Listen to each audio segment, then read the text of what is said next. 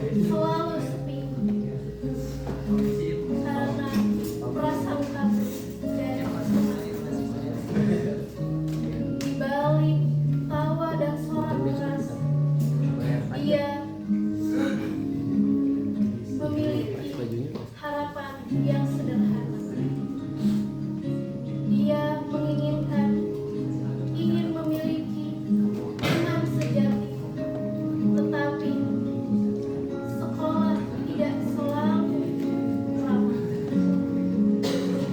Disinilah kisah dimulai tentang kesepian, keberanian, dan kehadiran seseorang yang merubah segalanya. Inilah kisah seorang gadis yang berjuang menemukan makna dari persahabatan.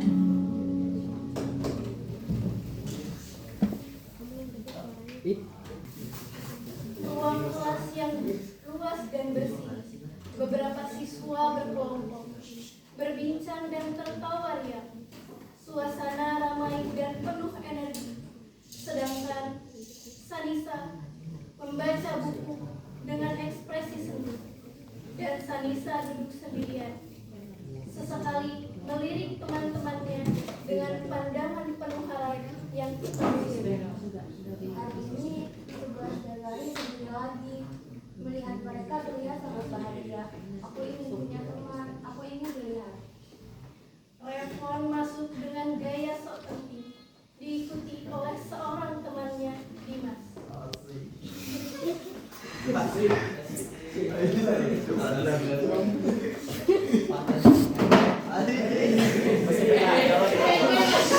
Anak panci kayak lu tuh seharusnya sadar diri, gak pantas buat gabung sama kita-kita. Iya, bener banget. Kosongan baca buku.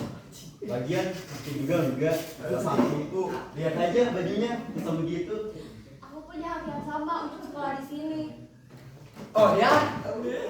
Lo tuh seharusnya sadar diri. Lo tuh cuma anak pungut yang beruntung dapat beasiswa. Gak usah kayak orang hebat deh. Ingat tempat lu. Iya, cuma beruntung aja dapat beasiswa. Kalau enggak, mana mungkin bisa masuk sekolah kayak gini? Sekolah orang kaya.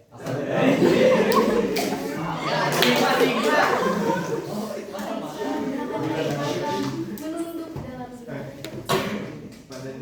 Ya sini. Ahli.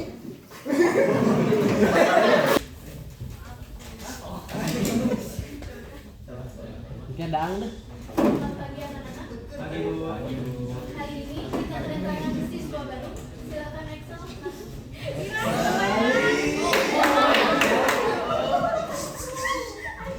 Boleh. Halo semuanya, perkenalkan nama saya Excel, pindahan dari SMA Evantius. Salam kenal, semoga saya disahkan dengan kalian. Siapa tadi di bawah? Itu saja. Hai, saya. Boleh duduk di sebelah kamu? Kamu yakin boleh gitu? Tentu saja. Emang kenapa? Oh, pandang gitu. Boleh kamu tulis sama omongan orang lain. Lagi pula di bangku belakang nyaman dan tenang. Revon dan Dimas mendekati mereka dengan wajah marah. Dimas terlihat lebih agresif dan Dimas.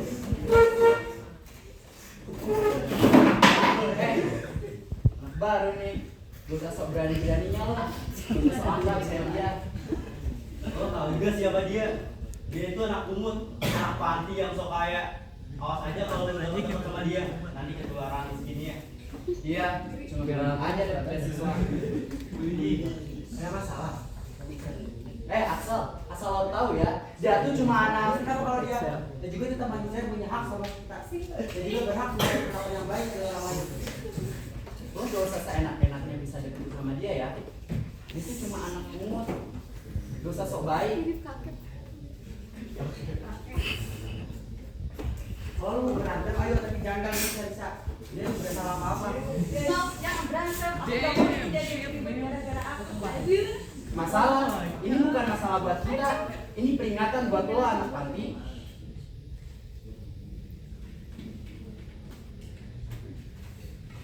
Kalau mau berantem, ayo tapi jangan bawa-bawa Salisa. Revon dan Dimas saling pandang. Lalu Revon melangkah maju dan mendorong bangku Excel. Wah, siapa yang berani ngomong kayak gitu? Anak baru so jagoan. Memangnya gue takut sama lu? Gak takut sama lo. Kalau berantem ayo. Ayo teman. Suasana hati tegang. Beberapa siswa memperhatikan. Revon dan Dimas terlihat semakin marah. Excel tetap tenang, tetapi waspada. Ini peringatan buat lo ya, Sal. Kalau lo masih berani-beraninya deketin sama dia, kita nggak akan tinggal dia. Revon dan Dimas pergi dengan langkah berat, meninggalkan Excel dan Salisa yang masih berdiri. Harus begini. Aku cuma pengen diakui. Lo kan sendiri Oh, yang awalnya dari tanah. Sekarang temen lo. Kita berjuang bersama.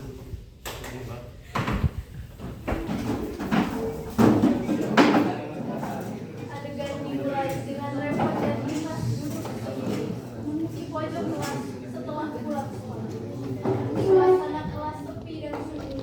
Ekspresi wajah mereka terlihat murung dan penuh penyesalan.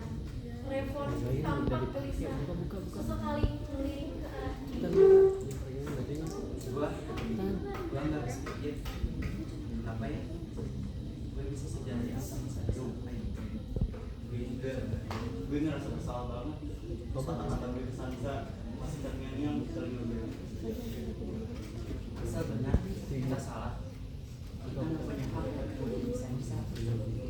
Dia baik kok, pintar juga. Iya, kita terlalu fokus sama belakangnya. Kita terlalu bodoh buat melihat perilaku baiknya. Kita terlalu sibuk melihat orang dari Kita harus minta maaf ke saya. tapi Kalau kita maafkan kita juga sudah mati.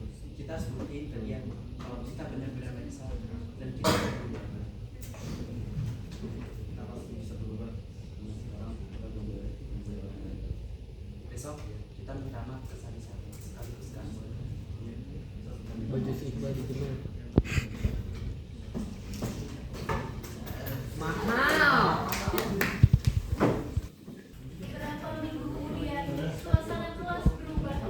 Salisa mulai terlihat lebih percaya diri dan ramah.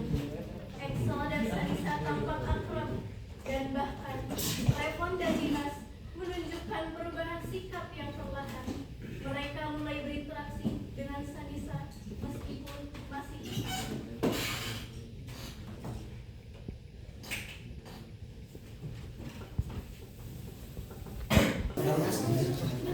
Revon mendekati Salisa dan Excel dengan ekspresi yang lebih penuh. Asik. Mana siapa yang kena sih? Salisa. Maaf. Beda sama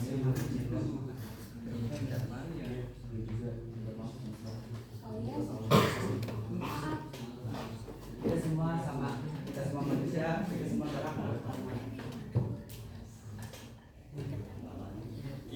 Jam 6 huruf. Salisa tersenyum lega, air matanya mengalir. Ia tidak sendirian lagi. Suasana kelas penuh dengan kehangatan dan persahabatan yang Tahu ada 6 tuh. 6 sekarang. Oh iya. Berarti kisah Salisa telah sampai pada akhirnya. 5 orang. Dari seorang gadis yang terpinggirkan, ia menemukan cahaya harapan lewat keberanian temannya yang menerima dia tanpa syarat. Persahabatan tumbuh, luka mulai tumbuh.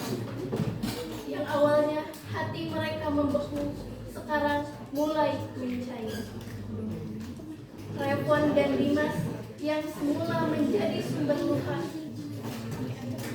saat akhirnya belajar menyesali dan memperbaiki kesalahan. Kisah ini mengingatkan kita bahwa setiap orang, apapun latar belakangnya, kita harus menghargai dan menerima orang. Persahabatan sejati lahir dari hati yang tulus, keberanian untuk berbeda, dan keikhlasan untuk saling memaafkan. Semoga kisah ini menjadi pengingat bahwa satu kebaikan kecil dapat mengubah dunia seseorang selamanya. Ih, Serena William.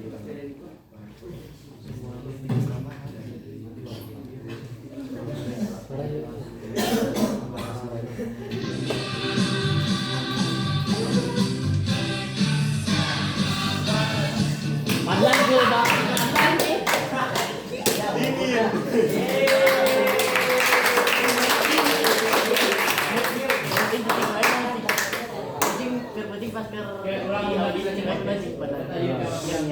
Ya, terima kasih dari kelompok kami. Mohon maaf bila banyak kesalahan yang bisa dikoreksi sama teman-teman. Sekian dari kami. Wassalamualaikum warahmatullahi wabarakatuh.